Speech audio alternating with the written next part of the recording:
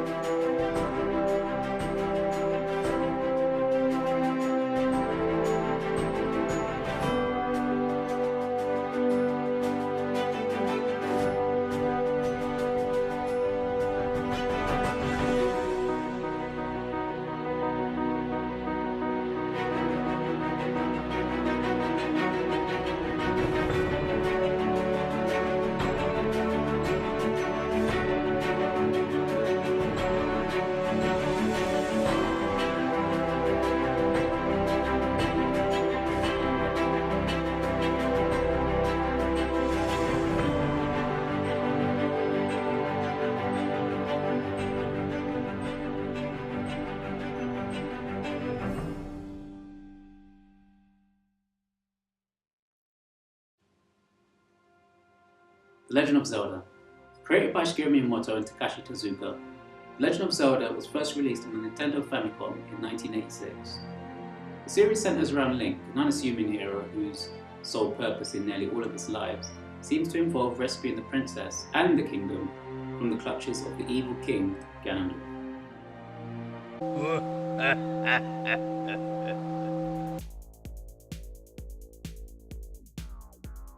My first game console that I got properly was the GameCube.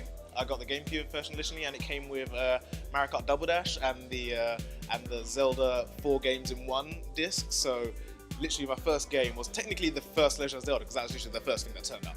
And I remember I went into that and I had no idea what I was doing. Like, I was just kind of stumbling around, just kind of walking around this weird open world. Like, it literally took me like half an hour to actually find the old guy to get the sword, like, you know, that guy. And I think I got it, and I was just walking like sort of back and forth between all these different screens, just like fighting Octoroks, like until I got shanked and died. Like, I was ridiculously bad at Zelda. It was actually like a terrible experience when I think about it. First one I played was either Link to the Past or Link's Awakening on the Game Boy. One of them. I remember watching my brother play Link to the Past. First Zelda game I played, I think it was the second one, Adventures of Link. I think that was the first Zelda game I played in the series. I was aware of the first one, but my brother had the NES at the time, and he got Adventures of Link, and I remember that. And I just always remember it was just like an epic beginning. You start the game and Zelda's right there, and she's asleep, and you're like, all right, you got to go off on this big massive quest. But then the game was so hard, man, so hard. You forget how hard those old school NES games were. They were tough. Just a couple of jabs and then that was it. Game over. Back to the start. Zelda's asleep again. I was like, I see why she's sleeping. But that was my first game in the series. I want to say I enjoyed it. I think it was, to me, I didn't quite find out how special the series was until I played A Link to the Past on the Super Nintendo. That's when I realized, whoa, Zelda is a serious franchise. But Adventures of Link was probably the first one I played, and I enjoyed it, but I think it was a bit too tough for me at the time. Very first Zelda game I played was Link to the Past. I didn't actually play the whole thing. My friend lent it to me, so I only had a little bit of time with it, but I was just dabbling around, and I was basically playing off his save. It was quite a fun game, but based on what I could see, like his progress, I could already tell that there was loads to the game. He had unlocked loads of items, weapons and whatnot, and I knew that this was the kind of game you need to play from the beginning. Favorite Zelda game of the series?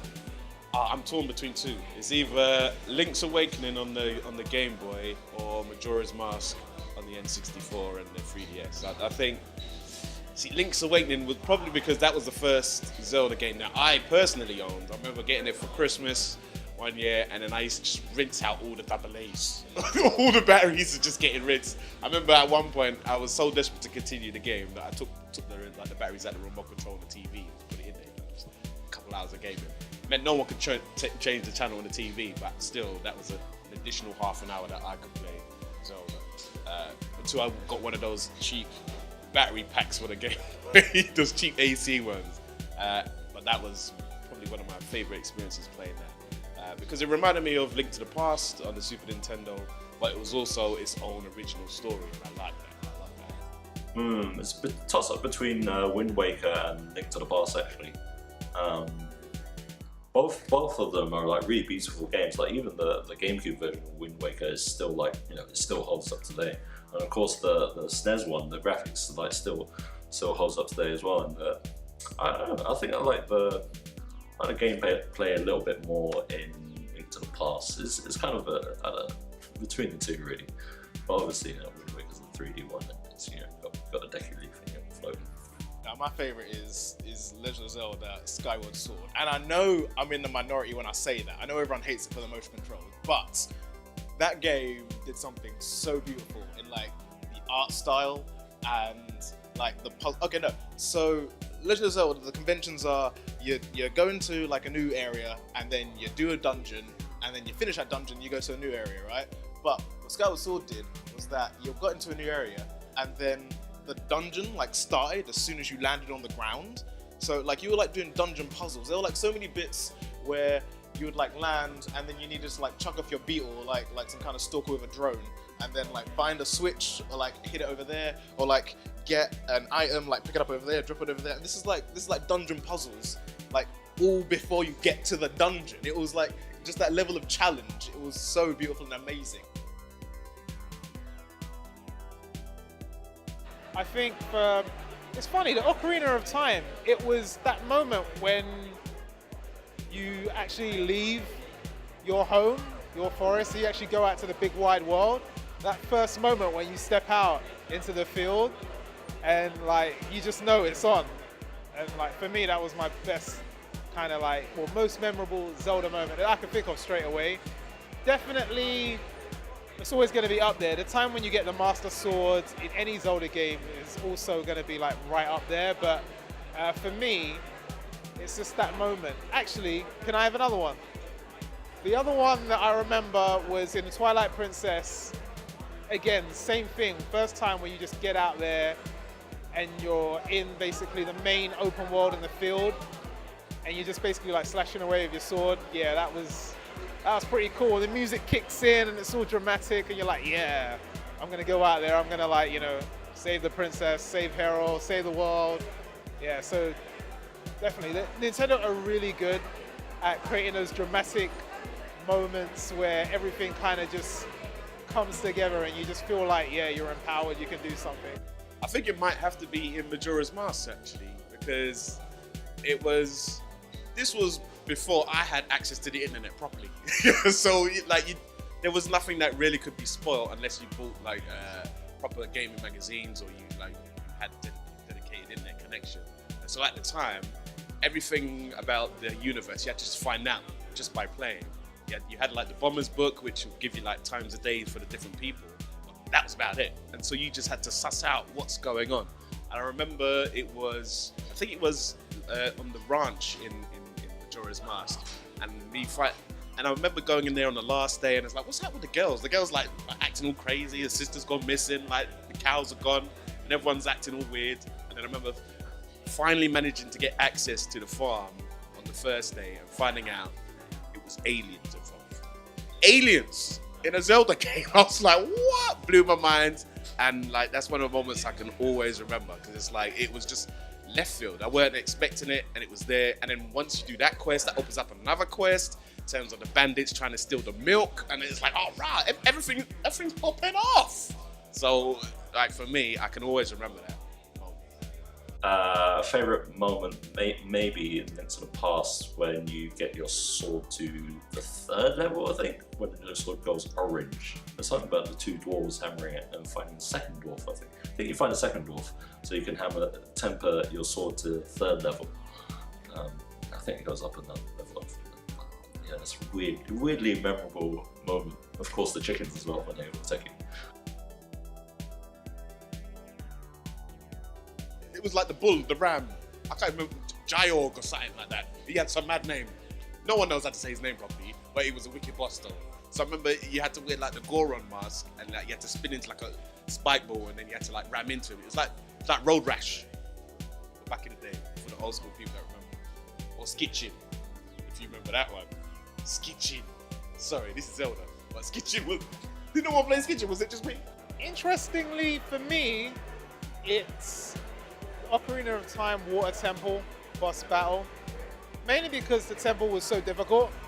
And because it was such a tough one, I mean, I literally had to go away, sleep on it, come back, and then work out what on earth I'm supposed to do, and just getting to the end of that, and then beating it, for me, was just like the best. I feel like everyone likes fighting Dark Nuts, like throughout the Zelda series. In particular, the Twilight Princess one. I think it was the mid-temple boss in the Temple of Time. So fighting that Dark Nut, because that's just like a straight up sword fight, where you just like literally you toe-to-toe with this huge Black Knight dude, and then like, you know, he's got overwhelming attacks. You can't actually hit him properly. You've always got to like find the right sort of frame to hit him, and it's literally like 3 frames or else you're just not doing it. He always takes off like 1 or 2 hearts or like every single swing rather. That was like a super difficult fight. And then like you knock off all his armor, and then he just like he just shifts up, he just changes. He goes from like power to speed, just like dashing up and down. It's like Smash Brothers, but like, I don't know, Zelda, but no, it's, I don't know, it's something else entirely. But it was like, that was amazing. I just remember like overcoming that fight and feeling like, damn, I've actually done some serious stuff right now. Link to the Past again is, I think it's the first, what's his name, Haganim or something, a variation of Ganon. But I think it's the first appearance. But you could reflect his projectiles that he threw at you with a bug net. So you could use that instead of using, I can't remember, the Master Sword or something. So it's just, so it's just I don't know, kind of a little weird trick.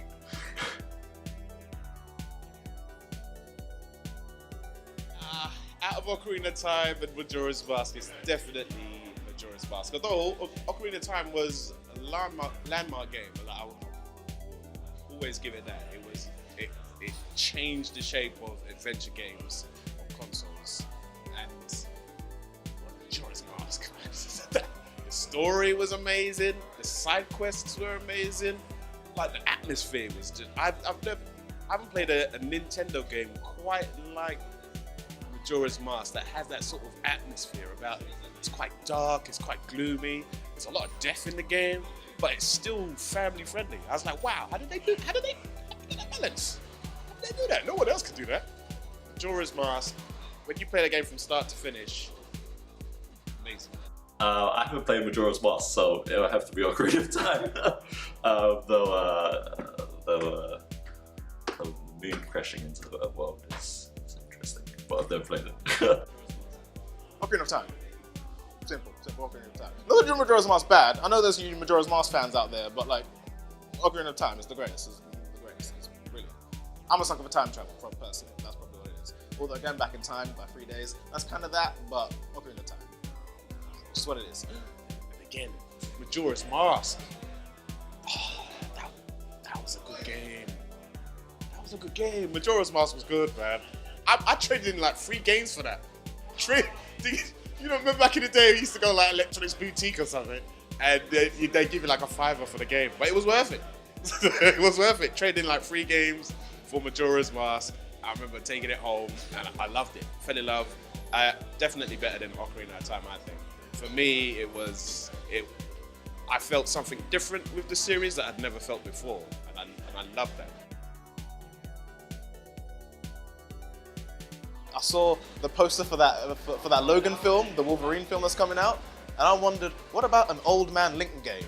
Like, could you imagine the storyline in that? Like, I don't know if he's, I don't know, like whatever version of Link that would be, like if he's maybe like the King of Hyrule at that point, or if he's like at some position of like, you know, like the leader of the guards, or like, you know, just a legendary swordsman or whatever. But he's like, he's old, he's wizened, he's not like as like fast like in his motions or whatever. And then like a young, like Ganondorf, whatever that version of Ganondorf will be, a young, like, you know, he's strong, he's fit, and he just takes Link down, and like you got that sort of from riches to rags, and you need to build yourself back up throughout the game. I think that would be amazing in a Zelda game. That like just and it just like adds. It's kind of like Assassin's Creed Revelations, like that.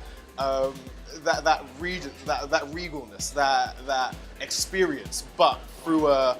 But he doesn't have like that much. Like he's weaker basically. Like he's like an older, and he has to fight like a younger, fit enemy. Like if you put yourself in a position where you are so overwhelmed rather by a super powerful foe through age, I guess in this context, it makes such a better experience when you beat them. It will be amazing. Sometimes games stick to tradition a bit too much. Like they got to a point where the games became, you 3-hit the boss and it goes to the next level, you 3-hit the boss and it dies. Whereas with the older ones, it wasn't necessarily like that. So it just felt like it doesn't have to like stick to that formula with boss battles really. And I don't know, it's like maybe there could be a variation on the dungeon formula. I'm not sure. Or maybe like it doesn't like have to always be dungeons. It could be something like a dungeon or something different, but that leads to a boss battle. But it doesn't have to always be a dungeon, I feel. There's only one thing I'd put into a Zelda game, which is to actually hear Link speak, like for him to actually have a voice.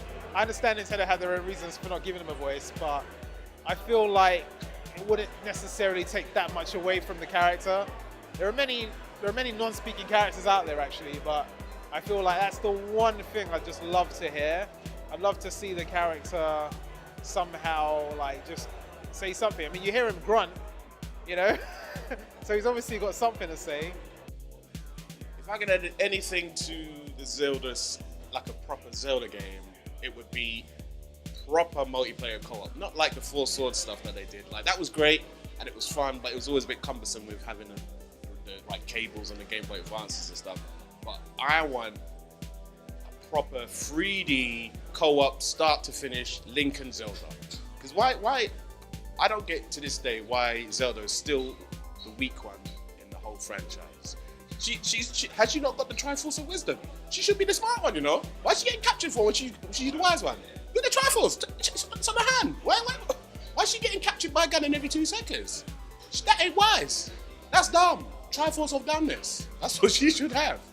So I want Nintendo to like write her a proper character. Zelda is a wicked character. She should be a strong, powerful female in the games. And so what it should be Link and Zelda from the beginning, co-op adventure, going around trying to take down Ganon for the final time. Entire co-op adventure. Because then the gameplay can kind of expand and evolve into different ways. Because like now when you play Zelda games, you're only really fighting 2 or 3 or 4 enemies at a time. You're never fighting like 20 people at a time. But you could do that with co-op. You could be just, you're ambushed, you and Zelda ambush, and you just have to fight your way out in certain situations. Or just even in terms of like co-op puzzles. I mean, they do occasionally do that with the last 3DS kind of co-op Zelda that they had. And like in Four Swords and a couple of others before, they've had like a few co-op moments. But a dedicated game where it's co-op from start to finish with a proper story, that is what is needed. With Breath of the Wild set to be the biggest, challenging, and the most ambitious shift since the Ocarina of Time on N64, Nintendo will once again introduce fans new and old to a bold adventure that is sure to capture the hearts of many around the world.